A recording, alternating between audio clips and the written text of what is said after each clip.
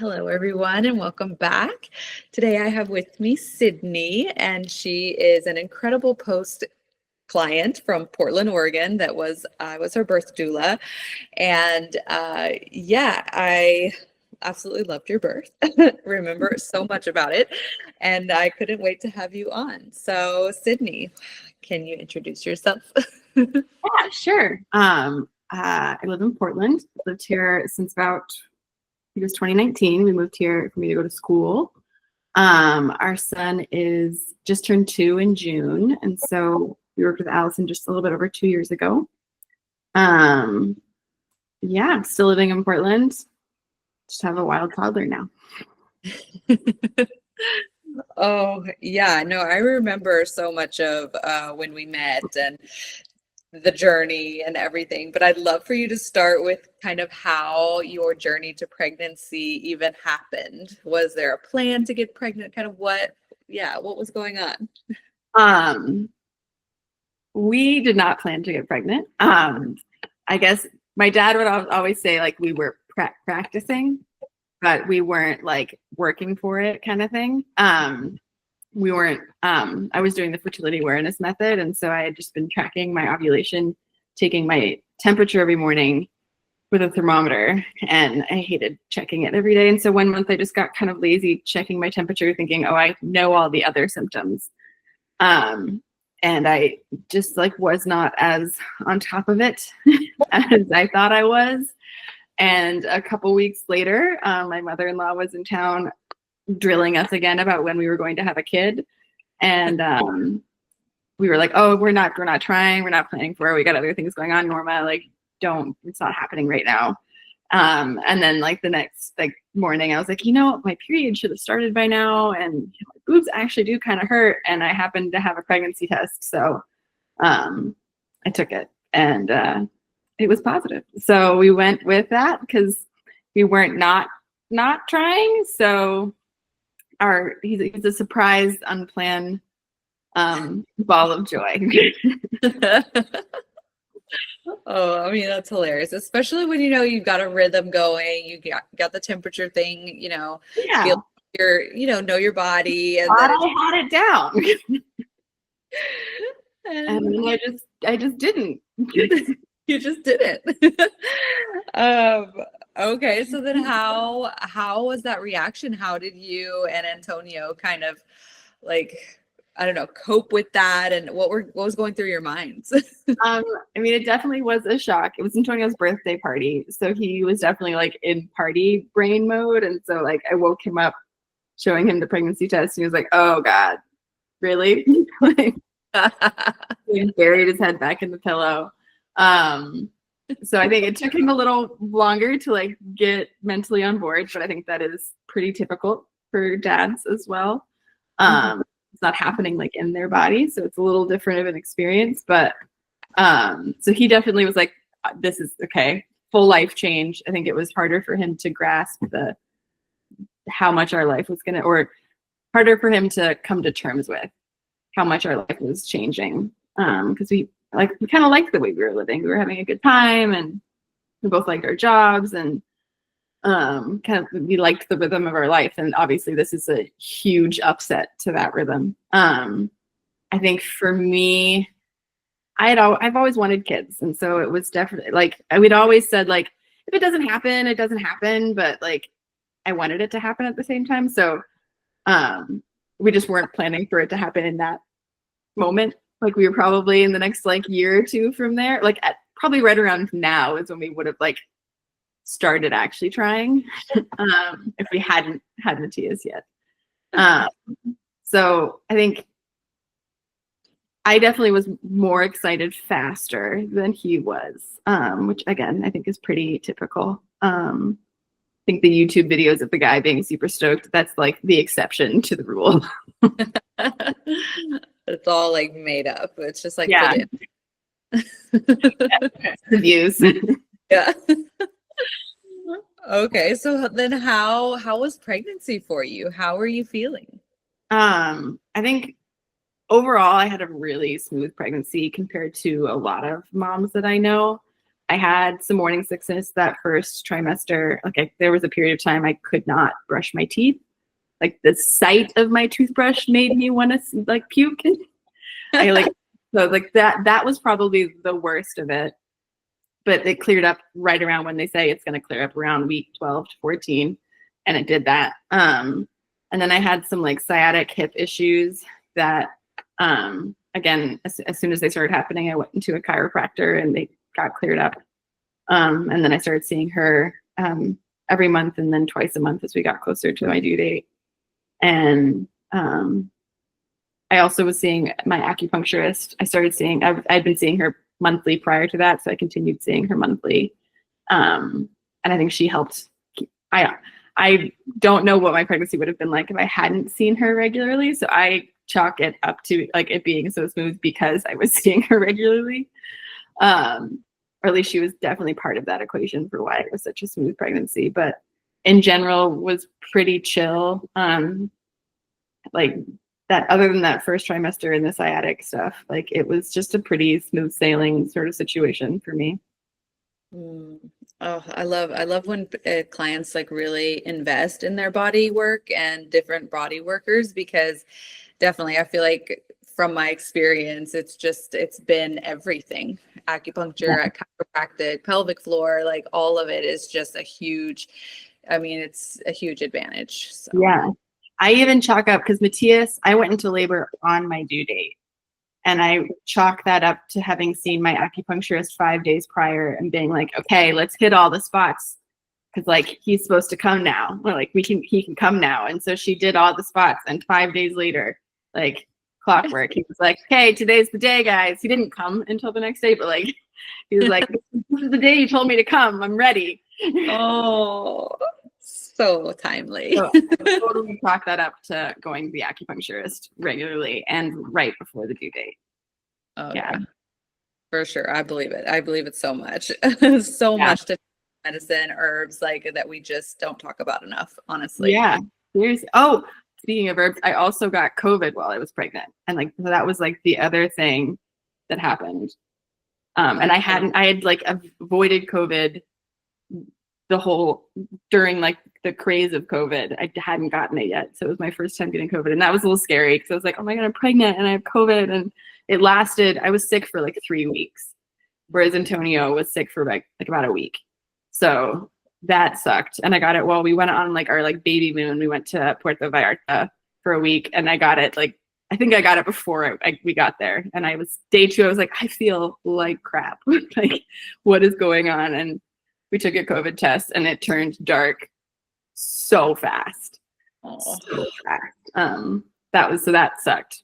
That was the worst. And then our midwife was like, just drink this herbal tea for the rest of your pregnancy. It should help with some of the imbalances that happened due to the COVID stuff. So I was on herbs for like the rest of my pregnancy. So good. So good.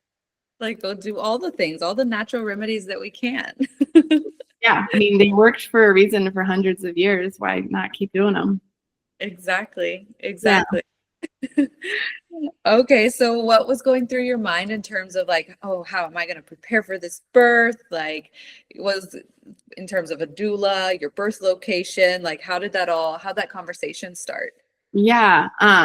For Antonio and me, I think he was very much like, whatever you feel like you need for this, like you decide where you want to do this, you decide what you need for it. He was very kind of like, I'll be there, but hands off about it. I think that partially too, because we weren't planning for a kid, it was taking him longer to wrap his brain around what was happening. So he wasn't going to make any decisions about it. Cause it's like, this is your body. Like I'm still coping with the fact that my life is about to change. So all of those decisions were majorly on me, which is fine.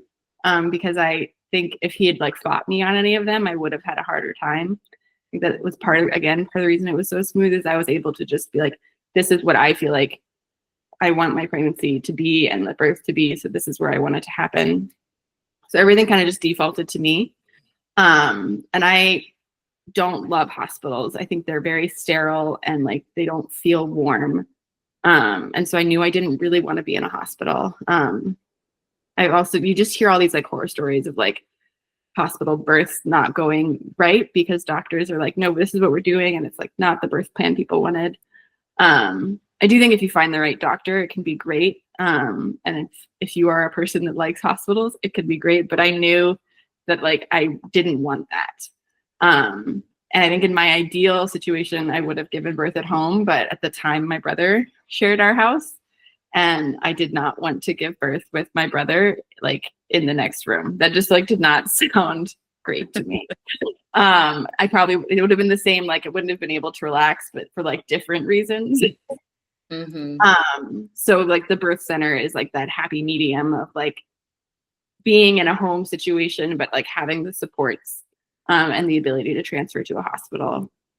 So I originally found, I can't remember what it's called, a birth center in like a clinic. It's like Women's Health something. Yeah. Health Alliance. Is that it? I don't know. They had a birth center. Women's Health. I remember because it had also just like recently closed when I started being a doula and stuff. So I heard a lot of positives about it. But yeah, so I originally I booked there, and then they were like, oh, by the way, our birth center closed, and I was like, oh. But I was like, at that point, I was like, I just need to have those first few appointments because I was at that point in my pregnancy. So I scheduled the first, like the 8-week appointment, and then we did our ultrasound there. But they were like, they have a whole midwife team. So you get the midwife experience, but they do it all in a hospital. So I was like, I don't want that, even though you have the midwives. So actually my acupuncturist had told me of a couple birthing centers that her other clients had used. And one was through downtown Portland and like in Forest Park, which is like this hill zone in the city. And there's only one highway that takes you there. And I was like, if I go into labor during the 2 times of rush hour during the day, it could take us forever to get there. And we live like pretty deep Southeast Portland. And I like imagined giving birth in the car. I was like, I don't want that to happen. And then the other one, it was in Southeast Portland, still like not super close to our house, but like even with traffic would be like a 20-minute drive. So that felt more doable. And so we went and met the owner and one of the midwives there, Laura.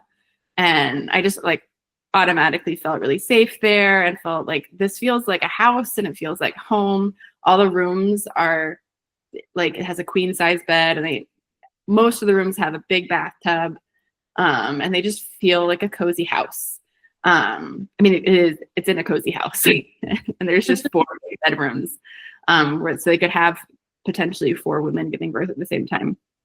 I was the only person there when I was giving birth. I don't think there was anyone else in the house. It was rare, actually. They told me later, like it's very rare we have 2 at the same time. So it really I think I had like maybe attended maybe to 2 births, whereas like there's someone else coming or someone else in postpartum. You like overlap a little bit. Exactly. Yeah. So we ended up deciding on there. And what I really loved about them too is that you have a midwife team. And so you have 2 midwives that you meet with your whole, they trade off and on the appointments.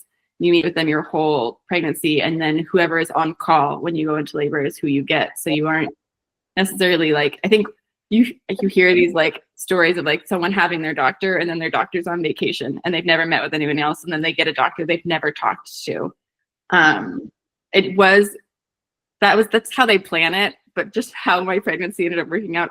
95% of my appointments were with Laura. One with Janelle, and she was like, just the odds I'm going to end up being your midwife just because you only met me once. And it was her. Yeah, of course. She was amazing though. And like, I felt very safe with her, even though we had only met once. And I think because they're such a tight knit team, everything from like was communicated really well from Laura to her about like what I wanted to happen. But then like we all, why we chose to have a doula is, I had mentioned Antonio was wrapping his head around this huge change. He's not one that's going to like read a bunch of books. He wasn't stoked on doing a pregnancy class. Like I was able to get him to take a 1-day pregnancy class, but when I was like, hey, I found one that's like a 4-week one, he was like, 4 weeks? Like we're going to go for 4 weeks? So, okay, well, we aren't going to do that. So I knew that even though he's like the most supportive, I wasn't gonna get him to be like the person that knew everything that was gonna happen. And like while he would advocate for whatever I wanted, like he's never been through a birth before. He doesn't know exactly what's gonna happen, and how is he gonna know what to ask for or what to do without having ever done it before? And so I knew I wanted someone who, other than the midwife, because the midwife, they're doing a bunch of other stuff, who would be there to help advocate for what I need and help him do what he needed to do best to support me. And then we picked you because Laura could only give rave reviews. And you have like the bicultural background that I felt could support Antonio and me and our bicultural family. Yeah. No, it was so amazing. No, when Laura like had contacted me like, hey, I'm sending another client your way. I'm like, yay, just is so happy. And then it's like, you don't know how the interview is going to go, but then it's like you click. And like you said, I mean, Antonio, he was the whole time just right by your side, just super supportive. He didn't say much, but he was just that cautious, you know, just like, I'm here, just strong advocate for you no matter what. And I would tell him like, hey, try this. Hey, try this. And he would be really open to doing it, you know? Yeah. So, yeah, it really is hard for how's the partner going to react, but it's like doulas, we're here for the partners too. Like we love partners and we love like reassuring them like everything is awesome. She's doing great. Like just be there, you know? Yeah. And I knew that's what he needed to. So I guess you were hired also for him. So otherwise, I think he would have been like, what am I, she's screaming right now. What am I supposed to do? Like, or like, she's like falling asleep. Is it okay that she's falling asleep? Like I could see him being like, I don't know what to do right now. So I think it was very much knowing that we as a team needed support so he could support me the best through the process. Yeah. So how did your, like, I'm curious, did you have any like judgment from any friends or family for choosing like a birth center, or was everyone like really supportive of that? Do you recall? I only remember hearing supportive things.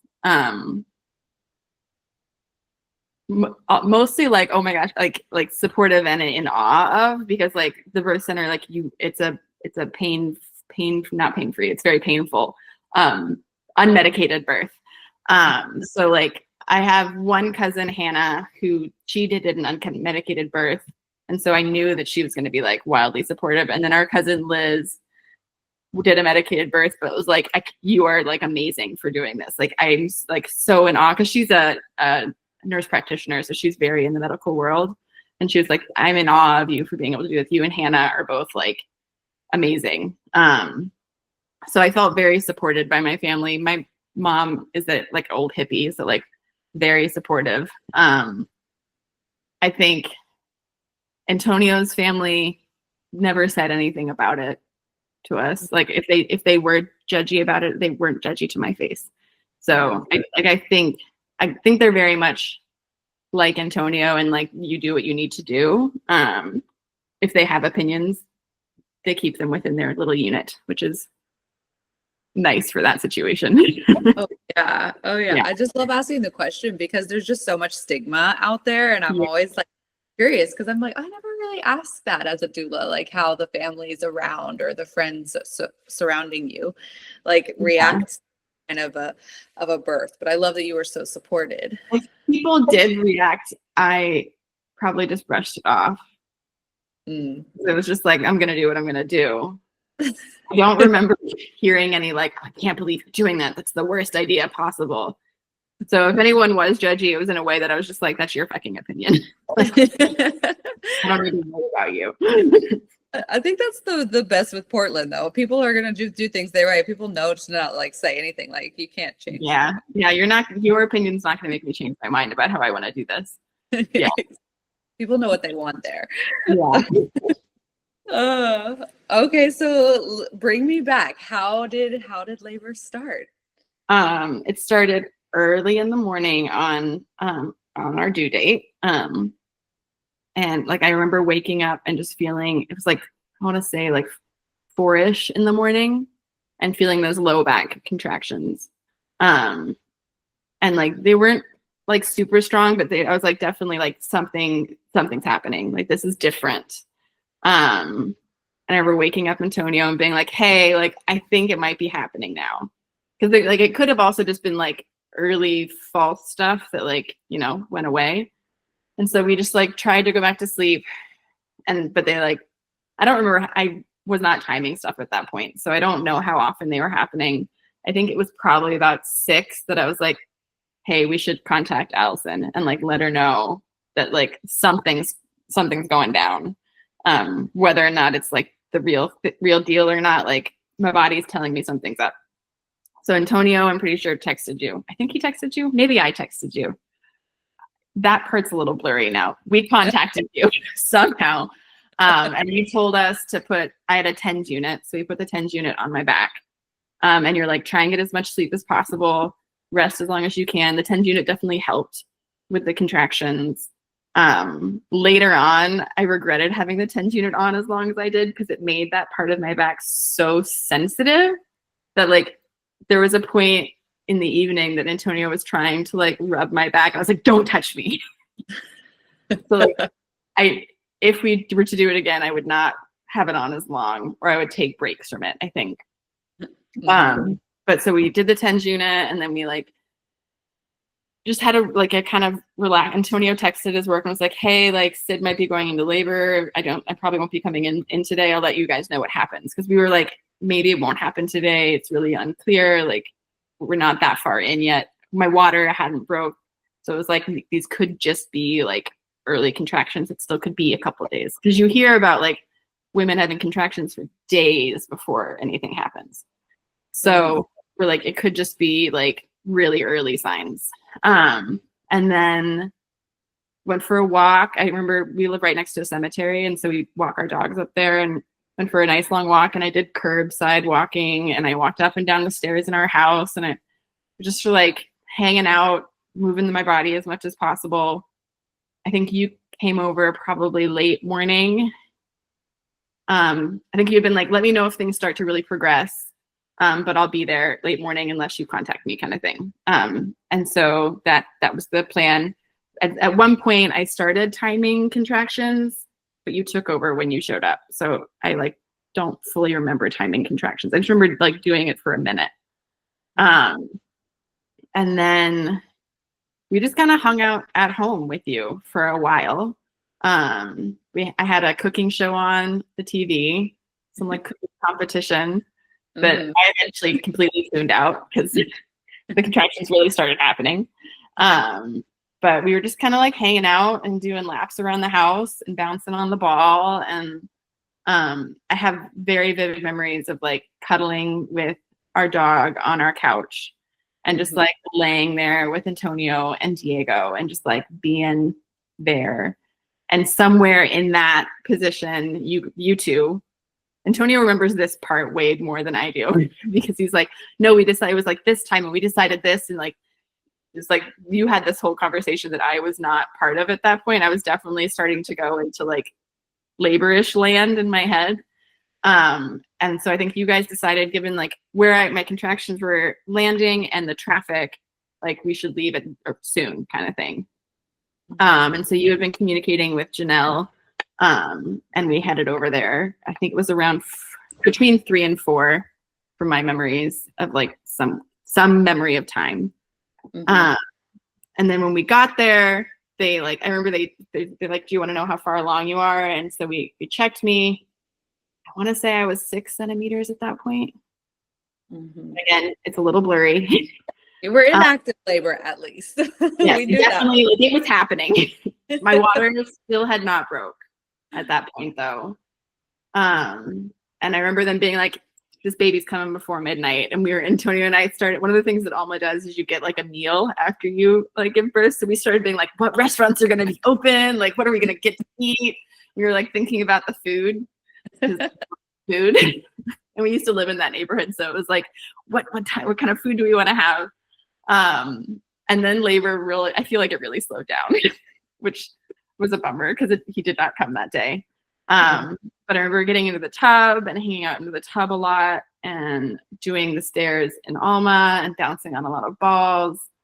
And And then that's honestly where it starts to become even more blurry. And I wish I had written all of it down right after, but I was just so tired for so many months that like it didn't occur to me to like really sit down and write it all down.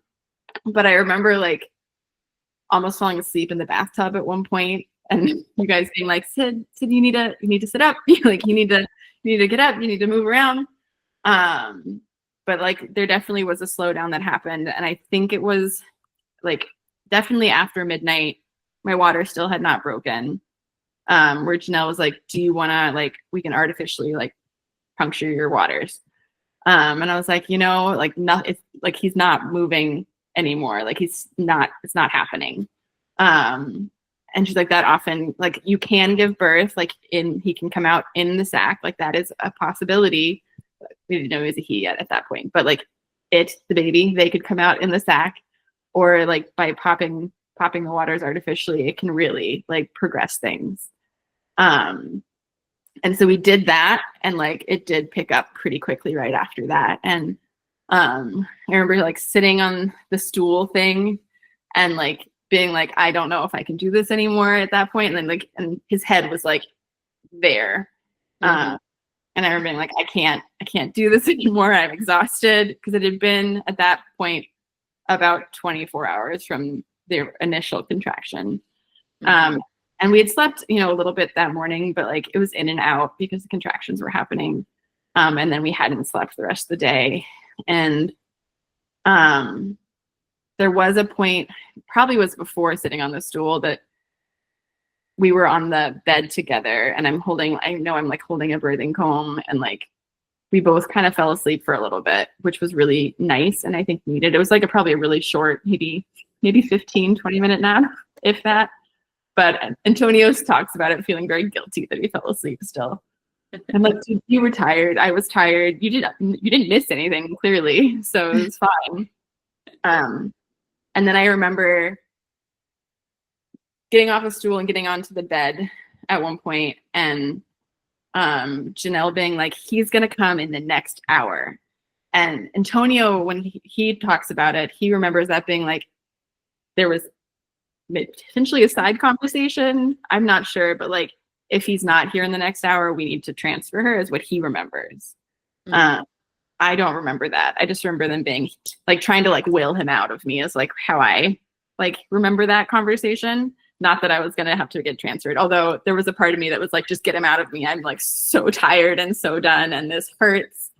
And so at about like, he literally came at 5:59 in the morning. So like 1 minute later, and potentially would have been transferred, or don't know what would have happened exactly. But he got his head out, and part of the reason my labor was so long, from my understanding, is he had a hand up by his face. And so his arms weren't down. He was like, had this extra bendy thing next to him that made it hard for him to get through the canal.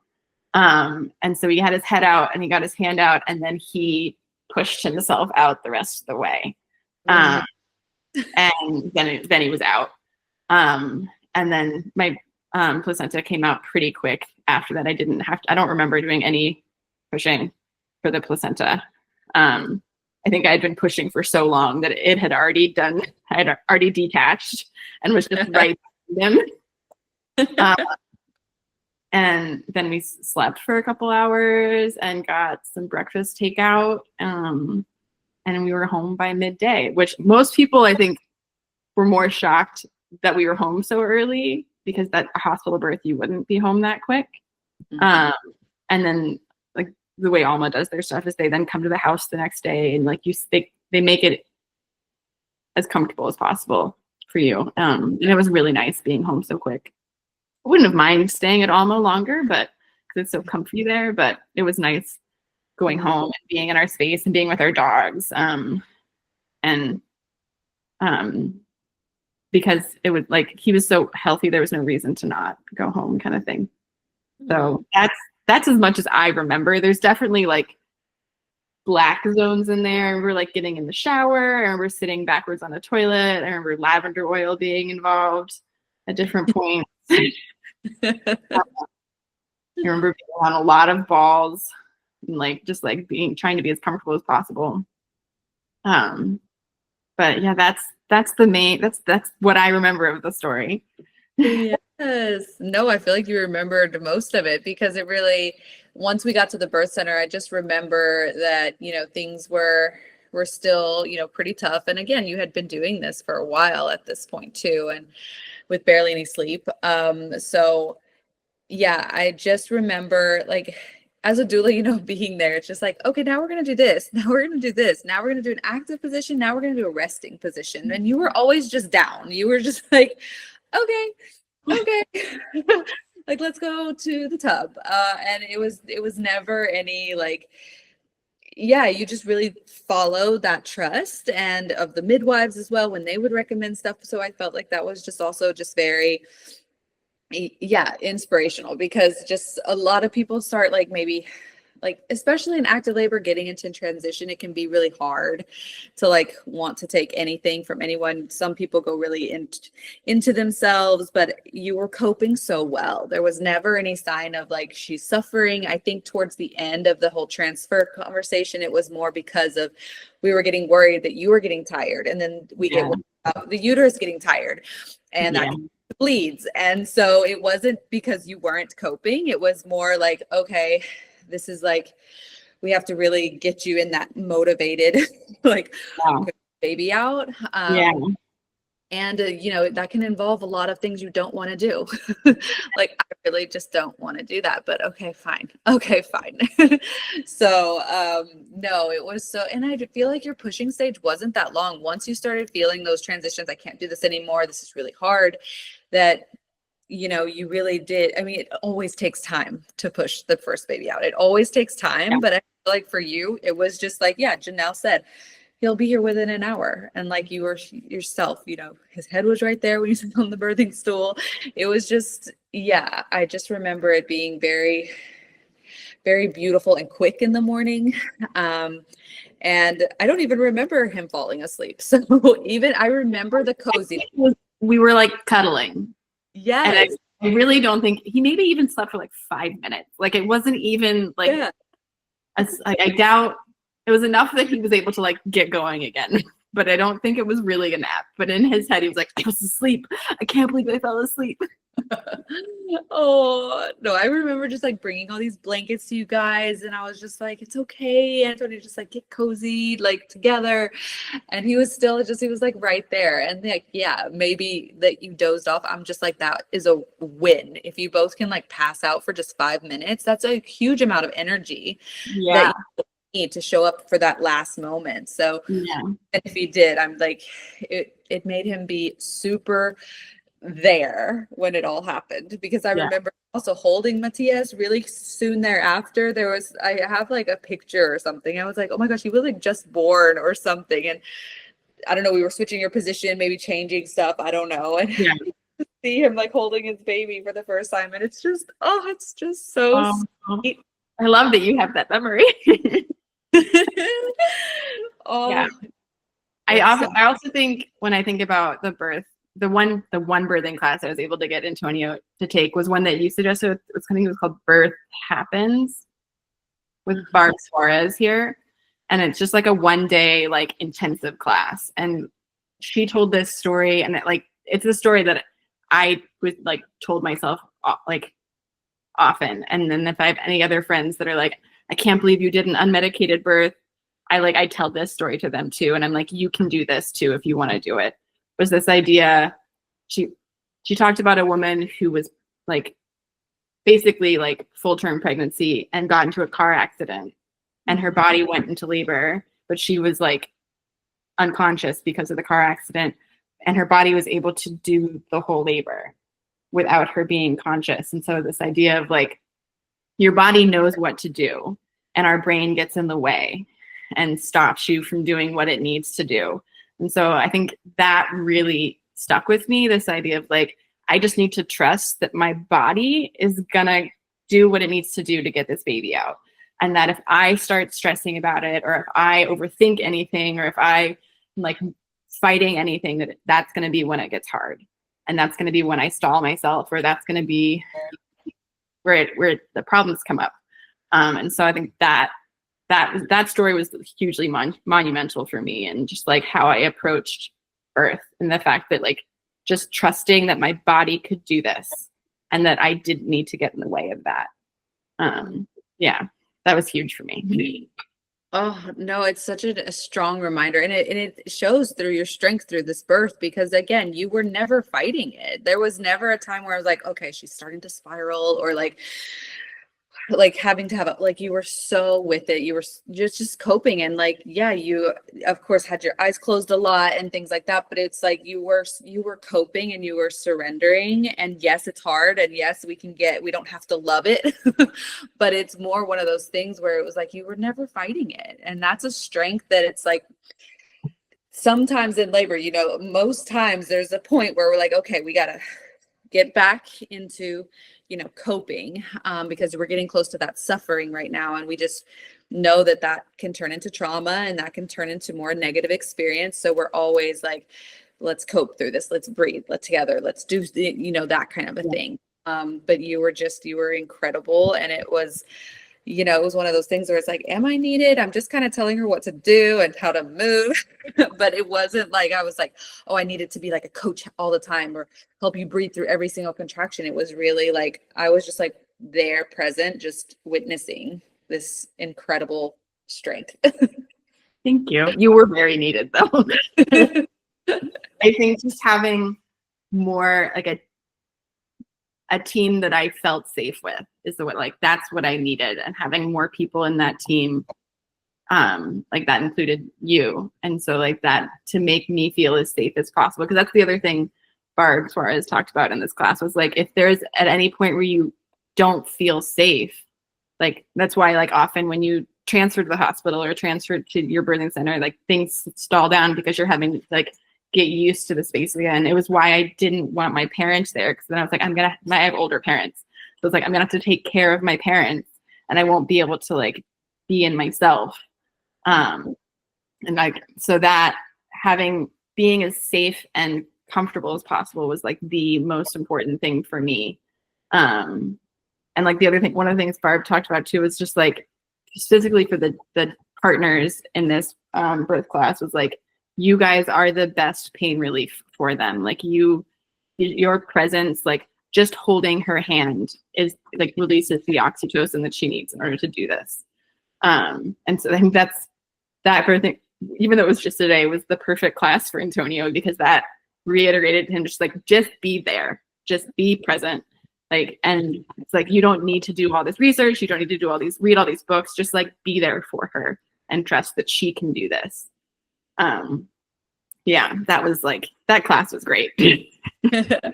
No, Barb Suárez, she's a legend in Portland. So I recommend everyone. It was like that. And then there's like a couples connection class she does. Yeah. Just like, those are the ones where I'm like, take just that. If that's the only class you take that one. Yeah, so it's a great one. And you were able to convince him. Yeah, I mean, it was just one day. It was like 4 hours. He was like, okay, it's just a Sunday. I was like, we can get food afterwards. If I tag food on anything, I can get Antonio to do almost anything. I'm like, we'll get food after. You can get a margarita. Your date day. Yes. Yeah. Pretty easy to sell on those kind of things.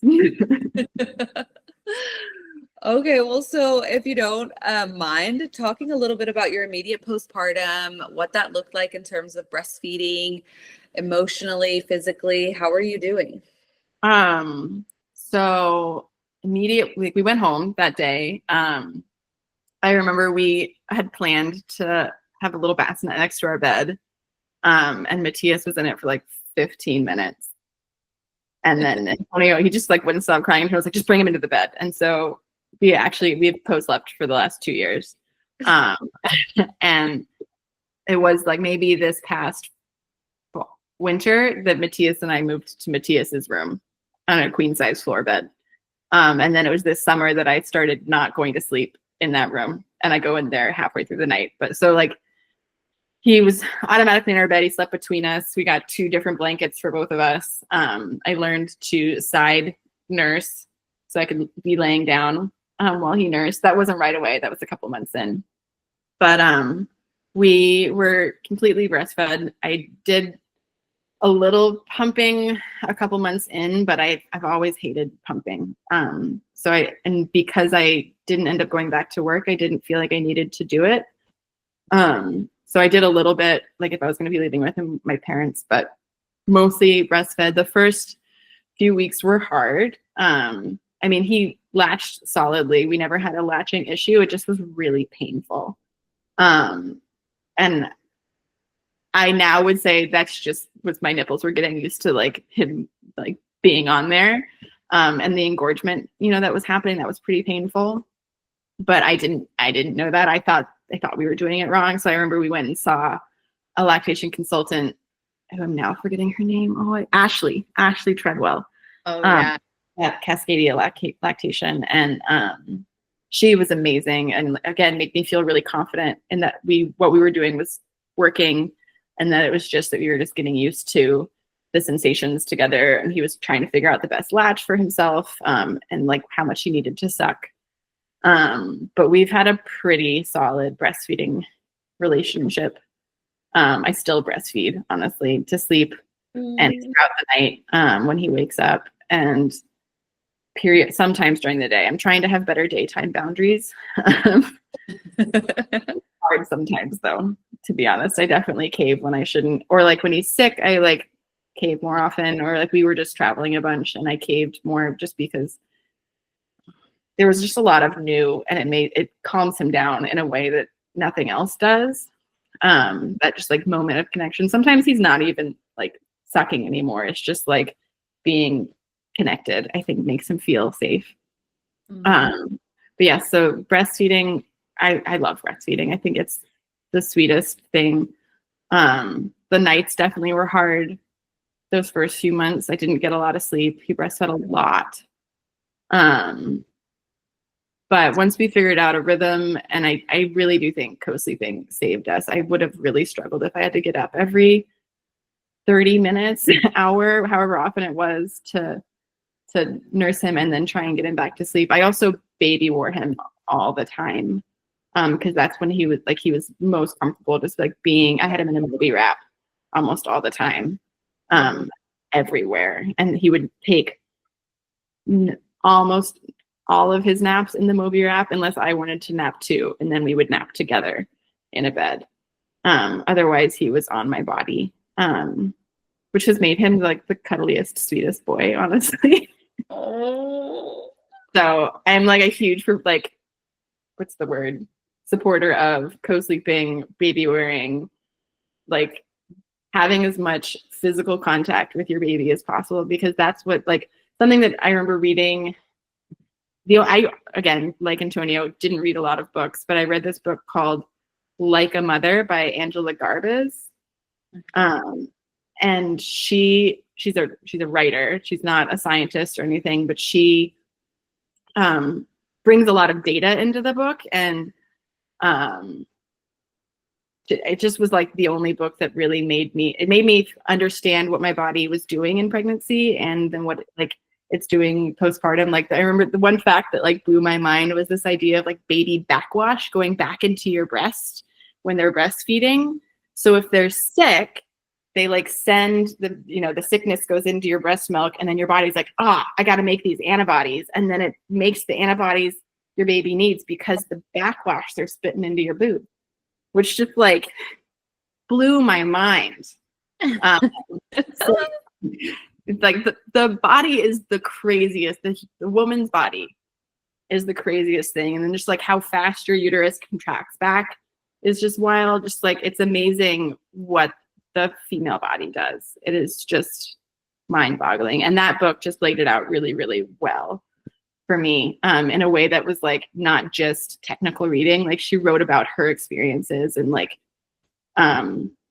just like how it all went down for her. And what I also liked about her is she's Filipina and her husband's white. So also talking about that like cross-cultural relationship with your partner, and like how do you mix those?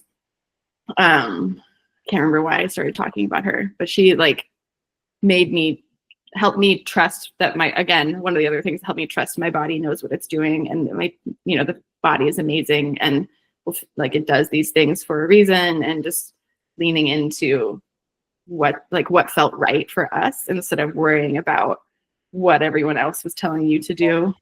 Like we never sleep trained.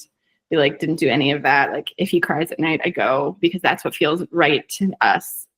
I can't just like listen to him cry and not go. That's just not who I am.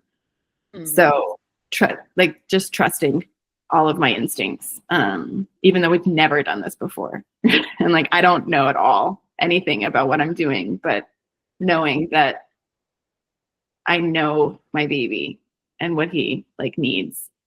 Yeah. Oh, I remember why I was bringing that book up. She talked about like how, and you see this on like Instagram stuff and all the things, like that your baby for the first 9 months doesn't view themselves as separate from you because they were literally a part of you. So that is part of like why co-sleeping felt right for me and baby wearing felt right. It's because like if he feels safest being right next to me because he still thinks he's part of me, then it just made sense to like have him right there. Yeah, that's what worked best for us. No. Oh, I love it. I love it so much because, and I haven't read that book, so I'm writing that one down because I am also, just being pregnant right now and having seen so many clients do it so differently. And you've seen the clients that have done the whole co-sleeping and bottles and pumping and going back to work. And then you've seen others that didn't need to necessarily do all of that. And it's why I feel grateful for being in Sweden right now, for being able to like have that and to be able to co-sleep is very normal here. Everyone does it pretty much. And like being able to be off work for a year and just having that contact of like, this is just so important because like, just like you were saying that she says in the book is that they still think they're a part of you. And it's like, they pick up on everything. They pick up on the energy in the room. Like if you're stressed, but if you're relaxed, I mean, it's just like, oh, and it's such a short time, like in the lifespan of your whole human life, that this sacrifice is actually just a very short amount of time. And yeah. I think there's no right or wrong, but I think that if you can follow your intuition and just like take out all the noise around, that's the lesson. And that's the point of your way and what your body and your baby needs. So that's beautiful. That's like the fact that it's such a short time. That's what we keep saying when like why I haven't fully like transitioned back to work yet is because it's like he's only going to be young once, and I'm only going to get this time at home with him at this age once. I don't know what we'll do if we have another kid because I don't know if we can really afford for me not to work for another like two years, but it's been really special being able to be home with him. And it definitely like financially has been really tough, but like, I don't know how it is in Sweden or other parts of the world, but like the cost of childcare here outweighs me going back to work. So like it's like almost moot point. Like I could go back to work and we could pay for childcare and we wouldn't have any more extra money because we'd be paying for childcare, or I don't go back to work. We don't pay for childcare. And it's the same, we have the same amount of money and everything. Get by. Yeah. So it makes more sense for me to like be there for him. Because I've also read / heard that like those first 3 years of a toddler infant's life they're very connected to their mom. And if you are able to be present for those first 3 years as much as possible, then like that is huge for their intellectual development. And so I'm starting to transition going back into some sort of work now. And he does go to a nanny share 2 days a week, but that's more for like socialization for him. And to give me a little bit of a break because he is a lot of energy. And there are certain things that I can never do when he's around because he's like with me all the time. So it's like we've been in a nanny share for almost a year now. And he loves it and he looks forward to going. He's like a friend there. And so like that's been really great. But like my goal, even with transitioning, I'm transitioning to like a freelance kind of job where I can create a schedule that allows me to still be as present to him as possible and create a schedule around what he needs, is my whole goal. So, yeah, I think God, I wish I lived in Sweden. Having a year just like not worried. That's so great. Hey, it's still like financially like gonna be hard, because my husband's starting to study. And so there's like, we don't have, I mean, luckily Antonio has that kind of a job that's able to support, all these other things. But like, yeah, it's still gonna be hard. And Sweden isn't perfect, but I'm very grateful because it was one of the reasons we moved back was like, okay, if we want to have babies and I have a job where I'm on call 24/7, like how is that going to be sustainable? Yeah. So it's, even though we can't wait to move back to Portland and that's still our goal, we just are like, this is where we need to be just right now. And this is temporary, lasts forever. The weather too, I couldn't live here full time. And I miss Portland. Like I miss the nature. I miss the community. And so I love that you found like the nanny share and like those kinds of things don't exist here, and I feel like that's more like something I would want than like a daycare maybe, And so the nanny share that he's in it's really nice because so the woman that the nanny, she was a daycare teacher for years. And then when COVID happened, she switched to being a nanny. So he's basically in a tiny daycare. There's a max of 3 kids. So it's a 1-to-3 ratio, which is like kind of a dream situation. Sometimes she brings her niece who's 4 and Matias loves her. He talks about her all the time.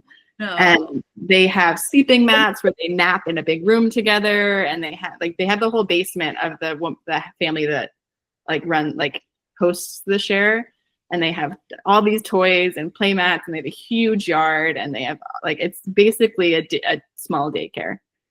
I mean, that's the dream. Like that, I would be down with like some small transition like that, rather than like, oh, you're a year, you're in this like daycare with all these 20 other kids. I'm like, I have so many mixed feelings about that too, whereas like I also, the whole first 3 years, like I just want to be a stay-at-home mom.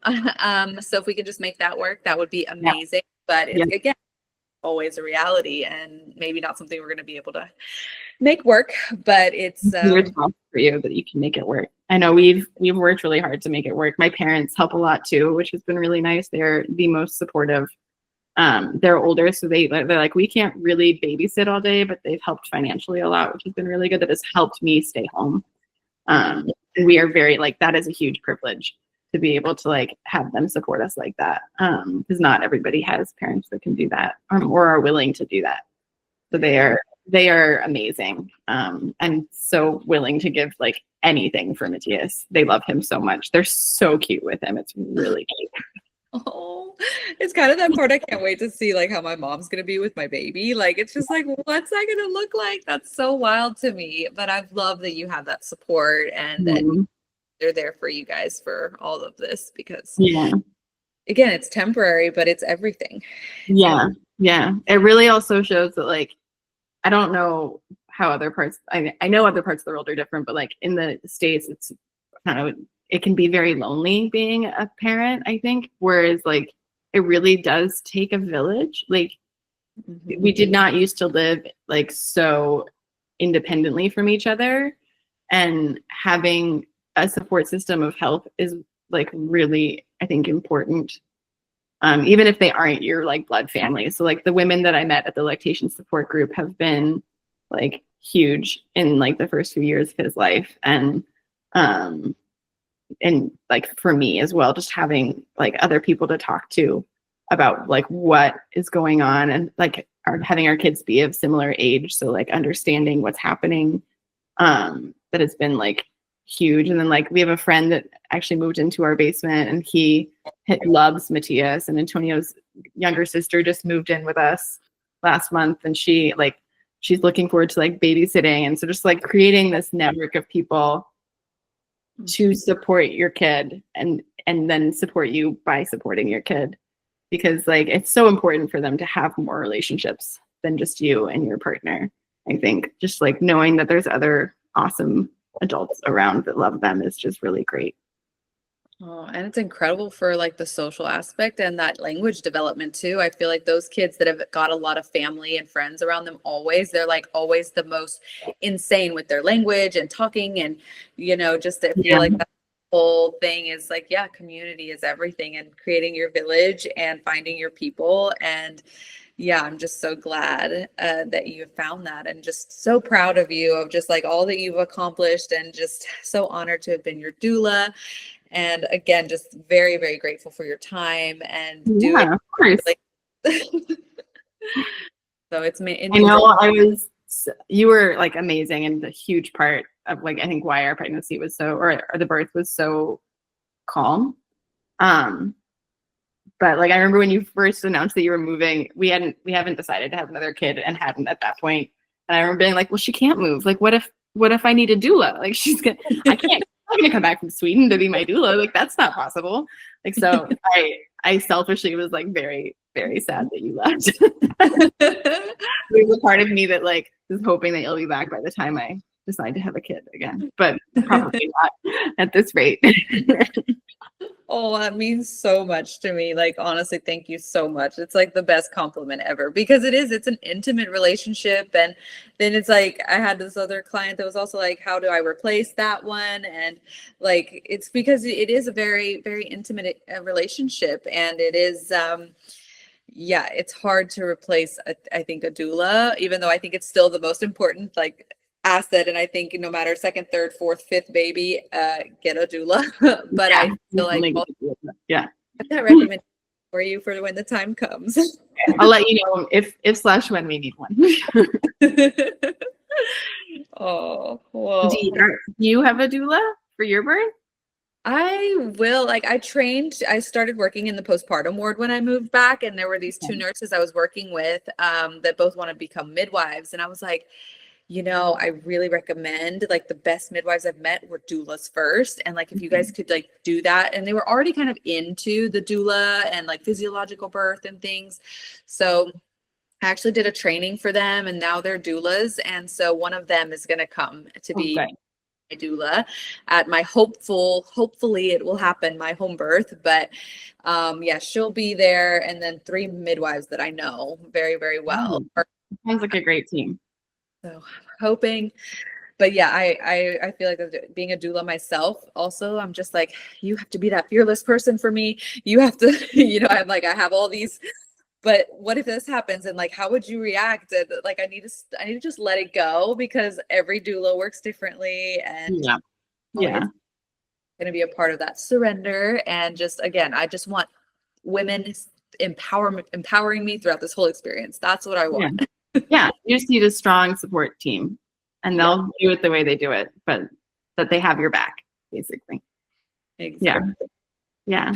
Oh, well, thank you so much, Cydni, for your time and for sharing your story. It's incredibly impactful. So I love the more positive stories we can get out there, the better. So just yeah, of course. And good luck with your birth. I hope your little person they're going to be awesome.